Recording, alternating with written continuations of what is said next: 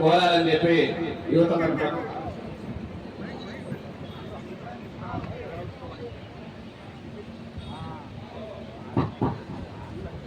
ఇక్కడ వచ్చిన బీసీ నాయకులు మీరు అందరూ కూడా దీన్ని అంగీకరిస్తున్నారు లేదా చెప్పండి ఒకసారి మీ అందరూ కూడా గట్టిగా అంగీకరిస్తే, ఎందుకంటే ఆయన ప్రాణాలు మన ముఖ్యం అవునా కదా. ఆయనతో పోరాటపడి ఉన్న నాయకుడు ఆరోగ్యంగా ఉంటే ఈ రాష్ట్రాన్ని కాదు దేశాన్ని కూడా కదిలించే శక్తి ఉన్న మన సామాన్య కుటుంబానికి వచ్చిన మన రామచంద్ర యాదవ్ గారు మీరందరూ అంగీకరిస్తున్నారా లేదా? అన్న ఇంకా ఆలోచిస్తున్నాడు, ఎందుకంటే మీ అందరి కోసం అవసరమైతే ప్రణాళిక ఇస్తానంటున్నాడు. మేమందరం కోరుతున్నాం, మీకు ఇబ్బంది లేదు. మన ఛానల్స్ మనకు ఉన్నాయి, మన బీసీలు ఎస్సీలు మైనారిటీలు అందరూ కూడా మన ఛానల్స్ ఆదరిస్తారు, మన అన్ని కార్యక్రమాలు చూస్తూనే ఉంటారు. కాబట్టి మీ అందరూ కూడా ఆదరించండి. ఓకేనా? సిద్ధమా?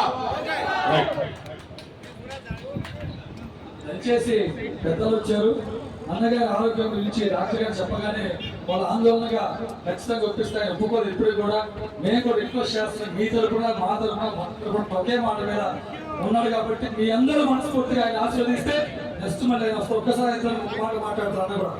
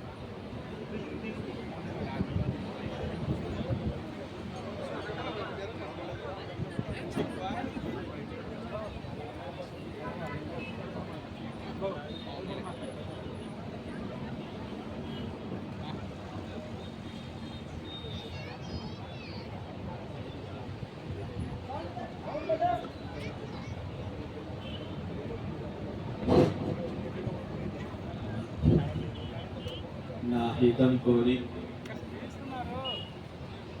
నా మంచి కోరి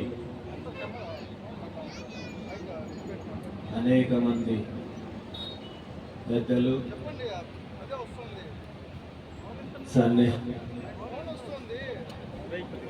శ్రేయోభిలాషులు, బీసీవై పార్టీ కుటుంబ సభ్యులు అందరి యొక్క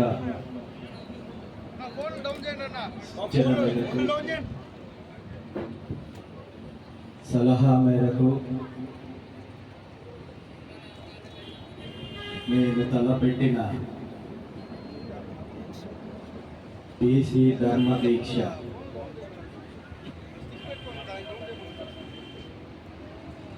కార్యక్రమానికి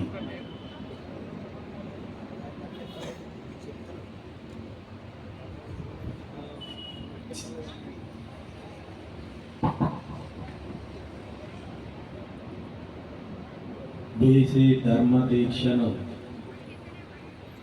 ముగిస్తున్నాను.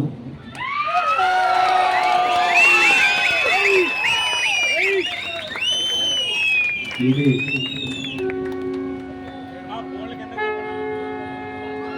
కేవలం బీసీ ధర్మ దీక్షకు మాత్రమే ముగింపు, నా పోరాటానికి కాదు, ఉద్యమానికి కాదు. బీసీ ధర్మ దీక్షకు తలవంతని ప్రభుత్వాన్ని, ప్రతిపక్షాన్ని ధర్మయుద్ధంతో తల వంచి మీ కొమ్ములు విరిచి ఈ రాష్ట్రంలో ఉన్న మీ రెండు విష వృక్షాలను ఊకిట వేళ్లతో పెకలించేంత వరకు పోరాటం కొనసాగుతుంది. ఇప్పటి వరకు మీరు ధర్మ దీక్షను చూశారు. ధర్మ యుద్ధం రాబోయే రోజుల్లో మనం చేసే యుద్ధం ఎలా ఉంటుందో చూపిస్తానని చెప్పి ఈ సందర్భంగా ప్రకటిస్తూ నేను తలపెట్టిన న్యాయపరమైన డిమాండ్లతో కూడిన